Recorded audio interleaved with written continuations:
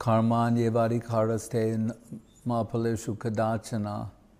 Srila Guru Maharaj often quotes this sloka from Bhagavad Gita, which he renders as your duty, you have your duty to perform, and don't be attached to the result. Don't expect to enjoy the fruits of that work. Mapala, mapaleshu kadachana. The fruits are not meant for you. So, and then he cautions, he said, this precludes that if you're calculating about this and you think, why should I work if I'm not going to enjoy the fruit of that work? Right? So I'll go on strike. Right? So Srila Guru Maharaj reminds us that no, you are to do your duty, and the result is for Krishna. Right? And we have to learn this type of working attitude. In another place in the Gita, it's called Yoga Karmushu Koshalam, which you could render as the art of work. What is the art of working? We hear the maxim, a labor of love, means that there may be some labor involved, some inconvenience, some demands of your time, energy, but if it is for someone for whom you have affection, for whom you have love and affection, then gladly, happily we'll accept that.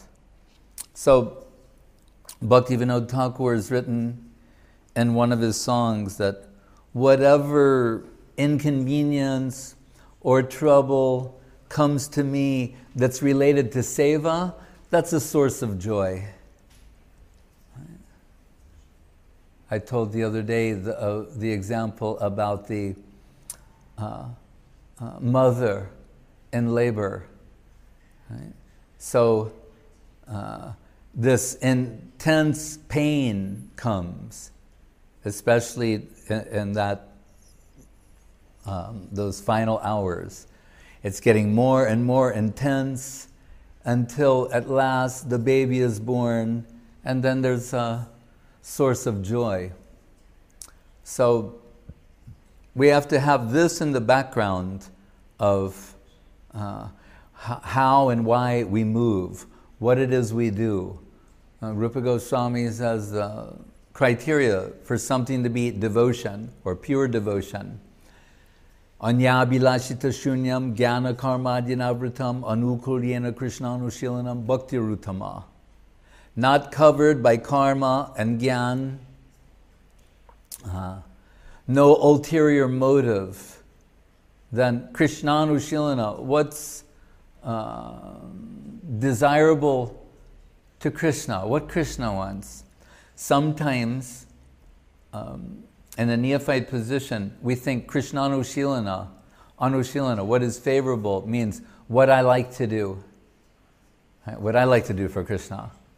Like this Bhaktivilas Tirthamars of Gaudiya Math in his former life, Kunja Bihari Vidyabhushan, he had a son when he was a Grihastha, and this little boy thought the spiritual world, he said, I will be swimming in a pool of rasgullas.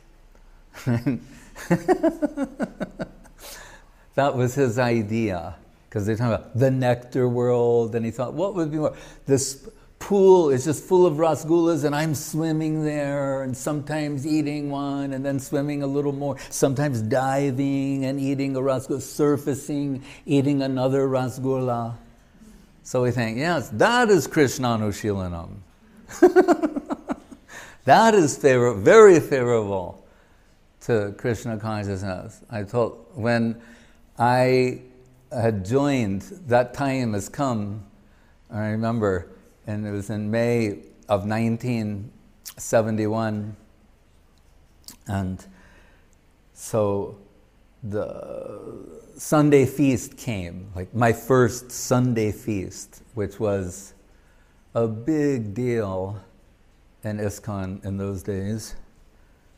And I remember this one devotee, his name was Baladev, and it was the custom of the brahmacharis, everyone really, but especially the brahmacharis, to not only shave your head on Sunday, but what we call back shave. Like you can shave your head, but back shave means if you go in the other direction, then it's very shiny. So we like to do that. Back shave our heads. This was, the feast, an opportunity to preach to people. A really joyous celebration. And Guru Maharaj quotes Vasu Ghosh, the famous of Jadi Gorna Hoita Tabiki Hoita Kemoni Doritam Dehe Radhar Mahima Prema Rasasima Jagata Janatake. His song where he reveals why Mahaprabhu came, the joyous celebration of the glories of Radharani and her Krishna Prem. But in another sloka, I don't know if it's in that song, but another one of his songs he said, what kind of sadhana is this? Whereby singing and dancing and feasting, that's the path. That is our path. Singing and dancing and feasting. So we heard Srila Prabhupada say this so many times, and I always thought that it originated with him, and perhaps it did, but even Vasu Ghosh in the time of Mahaprabhu, he's also saying how wonderful this process is. So anyway, at that Sunday feast, I remember that devotee Baladev, he was preaching to a guest, and he said, because we hear Brahma, Paramatma, Bhagavan, the Jnani's target is impersonal Brahman, the yogi's target is the Paramatma, the super soul within the heart of every living being, and Andantarastam Paramanu Chayantarastam, in the heart of every atom. And then on that point he said, and the yogis, sometimes we hear they're blazing a fire in the summertime, a circle of fire, and sitting in that as an austerity, like this type of heat. Now, you imagine, when it's hot like this, to blaze a fire circle and then sit in the center and meditate. Or, he said, in the winter, in Badrinath it becomes ice cold, the water freezing. You have to poke through the ice to get some water to bathe.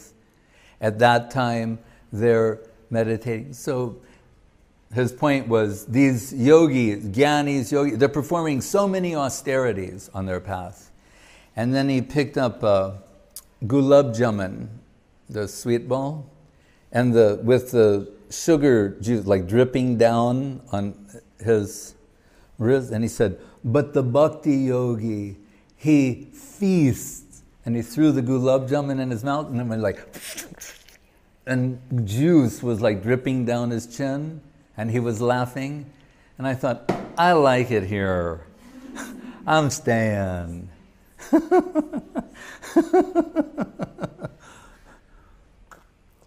I thought, if somebody can say something like that, that's enough for me. So, anyway, this idea of Krishnanushalana, what is that? Sometimes we're eating gulab jamuns, and other time, Guru Maharaj, he used cliches, but he used them in a apt and appropriate way. And this one is, and other times it's a bitter pill to swallow. So the idea, everything's for Krishna. As one man said, if everything's for Krishna, ahangi sarva yagyanam bhokta bhokta cha prabhureva cha. He says in the Gita, he said, what about us? He said to Saraswati Thakur, what is our position? Saraswati Thakur said, you have no position.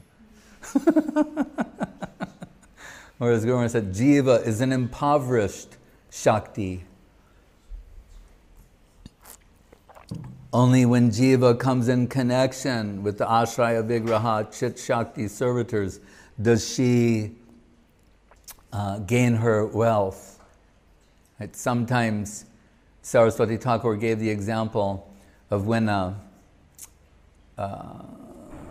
girl from the lower section of society, if she marries a prince, right, then she becomes a princess and maybe even a queen. Like that girl Kate Middleton. She wasn't like from the lower section of society, but still, she married the Prince of England, and she could someday become the Queen of England by dint of that connection. So that's how Jiva becomes enriched, moves from an impoverished Shakti to being enriched with an irresistibly divine substance known as Krishna Bhakti Rasa Bhavitamati. Kleshagni Subhada Moksha Lugutakrit Sandrananda Visheshatma Sri Krishna Karshini Chasa. Rupa Goswami, in the beginning of the book of devotion, Bhakti Rasamrita Sindhu, describing its characteristics, said, a drop of this divine substance is capable of attracting Krishna. Krishna, who's Akarshan, he has magnetic attraction. When you're Krishna, and devotees sometimes called Karshni. So, Krishna, Madan Mohan, Cupid is bewildering everyone with his seductive charm. Krishna's Madan Mohan puts Cupid into a state of bewilderment. But Radharani, the ultimate personification, devotion personified to its extreme, to its limits, Prema Rasasima, she's Madan Mohan Mohini. She can attract Krishna. Hare Krishna means also, sometimes Krishna's told as Hari. Hari, one meaning, who steals away. But Hare Krishna, Guru said, Radharani, she can steal the mind of Krishna. So Gurudev liked to quote this one sloka where a devotee is noticing that Krishna's mind has been stolen. His mind, his mind. Right? Like we're saying, Radharani can steal the mind of Krishna with her manohar ladus or divine serving mood. So he noticed that Krishna is lost his mind, and in this sloka is offering his mind to him. And I see you've lost your mind, so I'm offering mine to you. And one devotee asked Srila Guru Maharaj, he said, and what did Krishna say? It's one of these divine sloka concepts. There's not necessarily an, but there's always some devotee. And then what did Krishna say?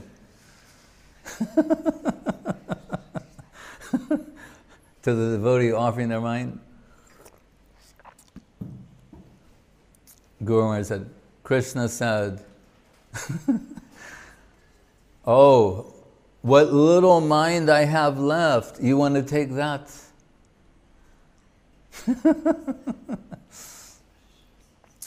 So we say, Nat Shreyamar Man, like in the song, Nitai Chaitanya Bole Nat Shreyamar Man.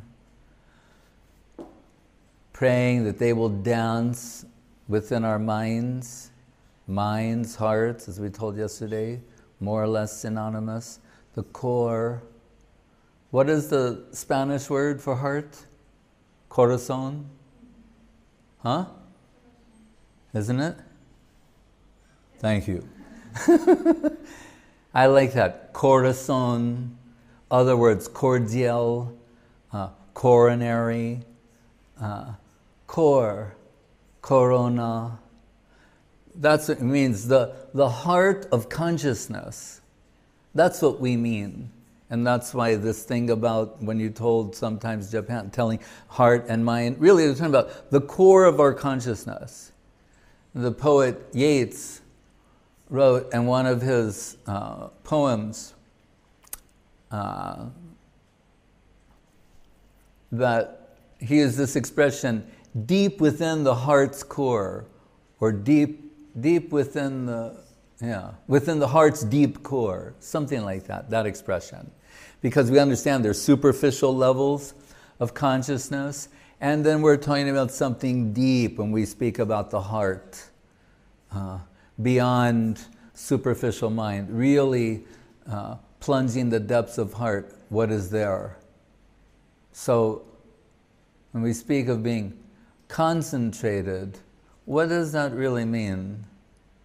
Right? The wives of the Brahmins, the those Yajnik Brahmins, they were very concentrated on their sacrifice, their yajna. So concentrated that when the cowherd boys approached them on the behalf of Krishna and Balaram for a little prasad, they're saying, that time has not arrived. It'll be some time before there's prasad distribution, children. And sent them away. Right? Whereas the wives of the Brahmins, when they heard this, some of them fainted at the opportunity. So here we can say, concentration means to lose all consciousness. What about that? What if we say that's concentration? To lose all consciousness of this world. When we hear of great devotees fainting, we shouldn't think that means fainting like here, where you're just unconscious. No, they've become so conscious of the upper world that they become fainted here, right? Like those Brahmins' wives. And what are we told? How did they become so qualified as that? It's mentioned. They'd not undergone the sacred thread, the Brahminical initiation, or lived in the Gurukula of the Guru, and all the different things that you would expect, whether you want to call it, sometimes Purushcharya, prerequisites. None of those things had they undergone. But we hear, and just their ordinary dealings. Fruit sellers would come, flower sellers in Vrindavan. And while they're buying fruit, vegetables, flowers, sometimes the sellers would say, "Did you hear what happened the other day in Gokula?" "No, what?" "Krishna." "Krishna?" "Yes, Krishna." This, Kaliya, this horrible evil serpent came. Krishna danced on him, punished him, liberated him. They know all the pastimes of Krishna. So what are they doing? Krishna Katha, Hari Katha. They're just doing their normal activities, buying fruit, vegetable, flower, this, that. But they're, really? Yes. Then they're singing some song about Krishna. Kaliya Damana. They sing songs. Teach me that song. Didi, teach me that song about Krishna and Kali. I like that song very much. I'll sing it to my friends. So they're hearing songs, singing songs. That's making some impression on their hearts. They're going about their activities. Right? Rukmini. Factoring in Leela, she has not met Krishna.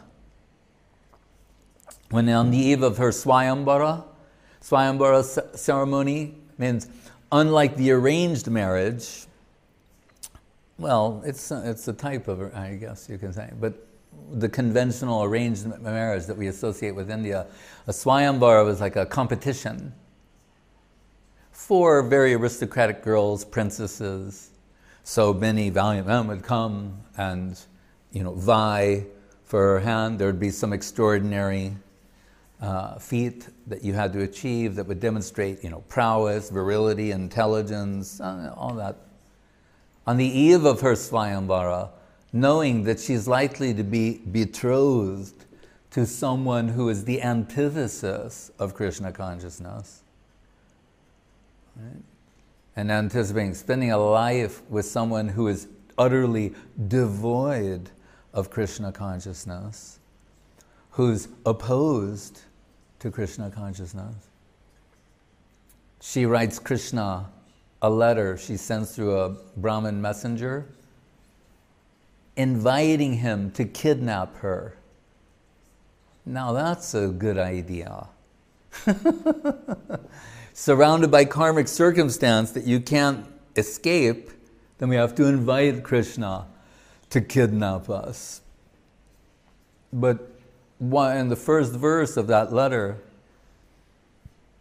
told in Charitamritam, Chaitanya Bhagavat, that Mahaprabhu, he wanted to,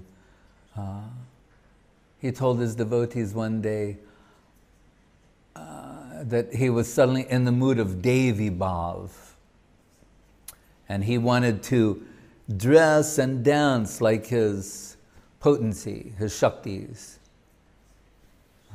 So it was arranged, and without going into all the details, when he took the form of Rukmini, everyone was astonished, all the devotees, and they saw him dressed as Rukmini and taking the divine form of Rukmini, and tears pouring down the lotus face of Nimai Pandit in this garb, and they were like the ink, and with his finger, the earth below was the paper, and his finger was the writing instrument, and he began to write this sloka, Shrutva gunan bhuvana sundara shrinvatam te, nirvisha karna vivarai haratonga tapam, rupam drisham drishimatam akilarta labham, tvayachyuta vishachititram apatrapam me.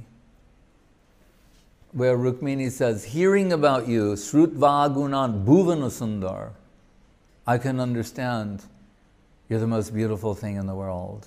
That impression has come to my heart just by hearing Srinvatante. And now I understand why there's such a thing as hearing. This is very beautiful. Now I understand why we have ears and we can hear. It's not just to talk to other people and communicate base necessities. Really, the reason we have hearing is so that we can hear about you. How beautiful you are, how wonderful your activities are, how sweet is your holy name, how sweet is the sound of your flute. That's why we have hearing. This from a princess, not any ordinary princess. And this, we might think it's an extreme position, and perhaps it is, but it's real. This is reality. This is why we have the oral sense capacity. Really, truly, it's not just something devotees say. In the 87th chapter of Srimad Bhagavatam, Veda Stuti, the prayers of the personified Vedas, begins with this question. If the tongue is made out of mundane elements, and you have a voice box, mundane elements, and all this put together, how can you vibrate that which is spiritual? How can you make spiritual sound? This is kind of like our Harinam question. They're addressing that there. How can that which is ostensibly mundane produce something which is spiritual? It's the longest chapter in the 10th canto. So I'm not now going to I couldn't even possibly, I know a few slokas from there. but it's very extensive. But the gist of the answer is, yes, going from down to up, the mundane cannot generate what is spiritual. The tongue with the voice and ether and the element of sound cannot create spiritual sound. But spiritual sound can descend and manipulate the tongue, the ether, the sound. From up to down, it can move in that way.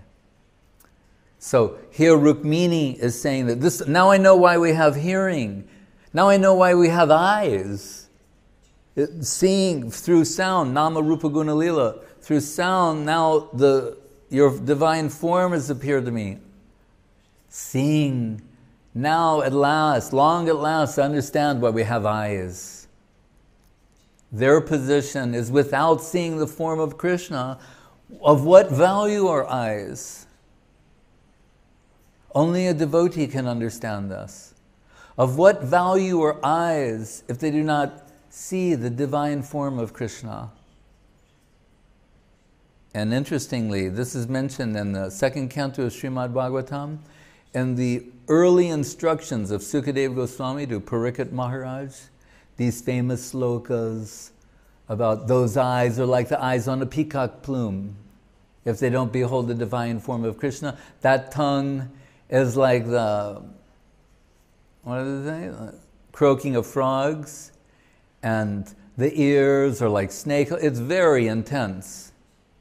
It's very, damning, condemning, very strong language. You think, oh, it's Sukadeva, the brahmachari, one of those heavy brahmacharis, like one of the heaviest brahmacharis of all time, Sukadeva Goswami. He's speaking like that. But in the Madhya Lila, second chapter, Chaitanya Charitamritam, which is taken to be the summary of the Shesh Lila, until the final pastimes, Kaviraj Goswami, anticipating that he may not live to finish the book, summarizes everything essential there in that chapter.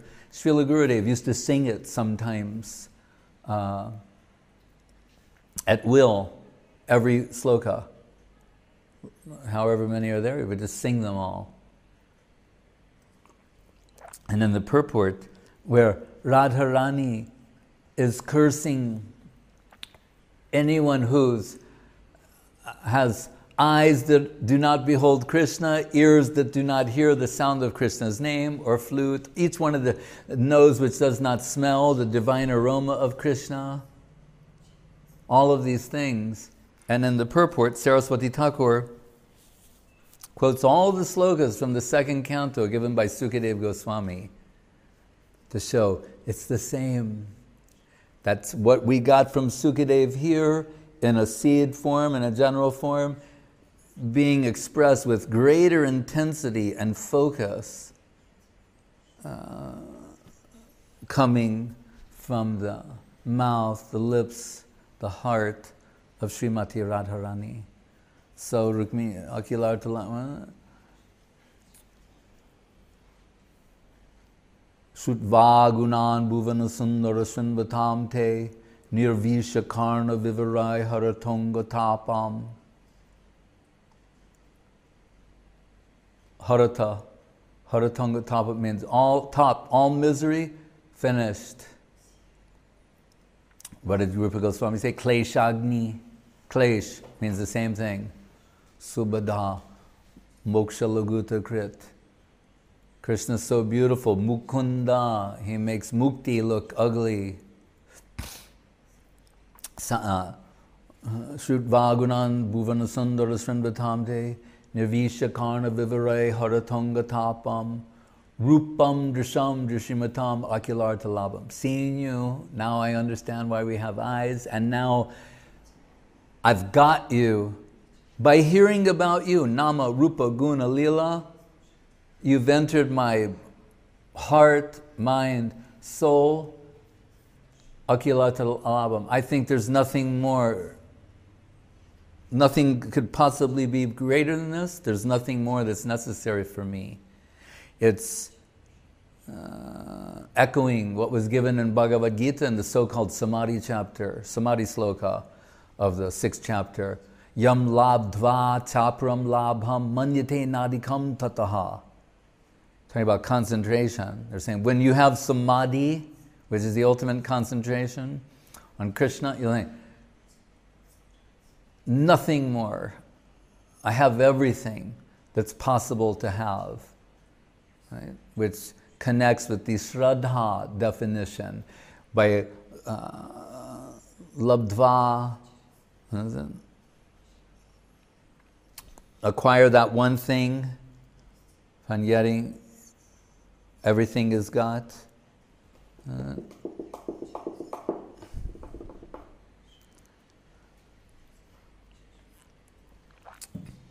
It's also in the Upanishads. Shrudvaganan bhuvana sundarashan batam te nirvisha karna vivarai haratonga tapam rupam drisham drishimatam akilarta labam tvayachyuta vishati patram apatrapam me. So she's saying, so now I no longer care about anything in this world, having come in connection with you. So shamelessly, I'm inviting you to kidnap me.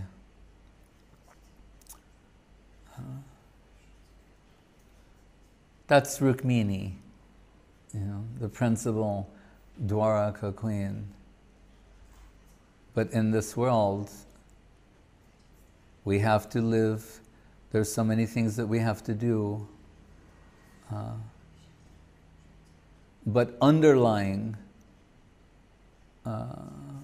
purpose is for the pleasure of the lotus feet of Guru and Gauranga, for the service of the lotus feet of Guru and Gauranga.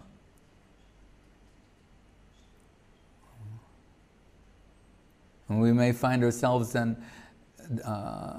many situations, circumstances, awkward situations. Still, there can be an undercurrent, deep in the heart's core, divine remembrance. We hear that Mukunda, the physician, was the royal physician to the Muslim governor. And one day he was giving some medical advice on a balcony, and it was very hot. And one of the governor's attendants took a peacock fan. They're using divine paraphernalia for themselves. Took a peacock fan and shaded the governor.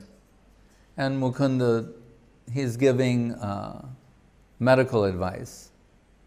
So we think he's concentrated, the king, governor, he's suffering from something. He's using his mind ability to, all right, this is what I prescribe to you. But when the attendant shaded him with the peacock fan, Mukunda looked, and seeing the peacock feathers, because he is such a great devotee and has such a magnitude of devotion within his heart, seeing the peacock feathers, it brought about deep remembrance of Krishna. And he thought, the peacock feather, barha pidam natabara bapu karne o karne karam, bibrat basa kanaka kapisam bai jayantim chamalam, run vain urdhaya, adhaya sudhaya purayam gopa vrinde, brindaranyam swapara ramanam pravishad gita kirti. He started thinking of how beautiful Krishna looks when in the morning the Braja Gopis are on the veranda and they're looking, there's Krishna and Balaram and the cowherd boys getting ready to go into the forest, and they're playing their flutes and singing and dancing. And Krishna looks so beautiful with a peacock feather in his head. He's wearing a Vaijayanti rainbow-colored garland made of forest flowers, and he's playing his flute, and it appears as though a stream of nectar is coming from the lips of Krishna, entering the flute, and then showering the atmosphere with a nectar shower of song. Told sometimes when Krishna plays his flute, he has this ability to play all notes at once, but in a beautiful way. Not like where someone just plays 7 notes. We go, oh, I can do that. Not like that.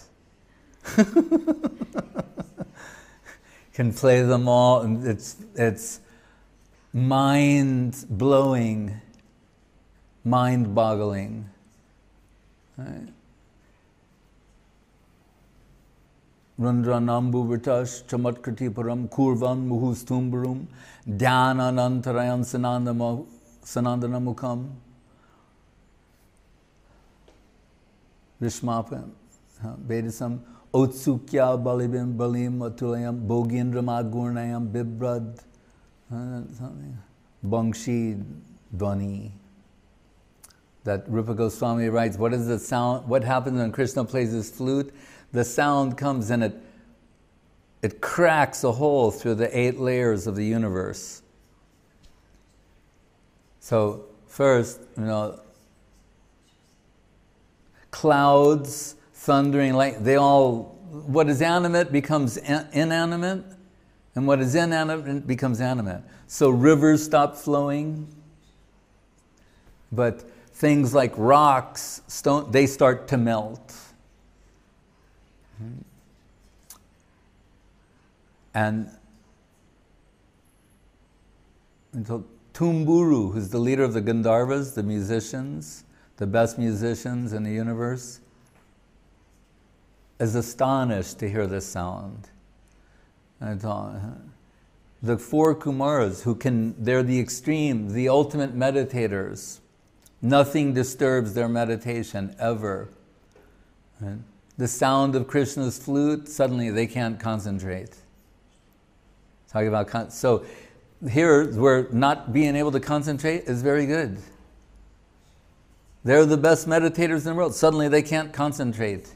Is that a good thing? Yes, it's a very good thing to hear the sound of Krishna's flute and be unable to concentrate. Right? Brahma, who's made everything, doesn't recall creating this. Bali Maharaj, so it's going from the top of the universe down, heavenly planets, middle, then to the bottom. Bali Maharaj, Otsukya, he is astonished to hear this sound. And we're told at the very bottom is Anantadev with all of his hoods and all the planets on the hoods. And when he hears the sound, starts to sway. And it looks like the planets are going to slide off. So Rupa Goswami says, these are the effects of Krishna's flute.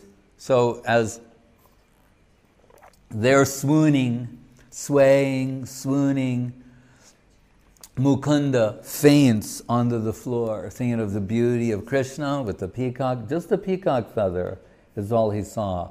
But it went from peacock feather to the divine face of Krishna, to his garland, to the flowers on his ears, as observed by the Brajagopis, Radharani and Brajagopis, how they see Krishna. And the sound of the flute and the singing and dancing, Mukunda fainted onto the floor. And the governor and his associate, they're trying to wake him up, and he starts coming to consciousness, and they say, "Where does it hurt?" And he says, "It doesn't hurt anywhere." And then he realizes, he'll be discovered, they will discover that he's an advanced devotee, a Mahabhagavata. So he says, actually, I have this one disease, it's similar to epilepsy. So occasionally I lose consciousness, but I'm okay now.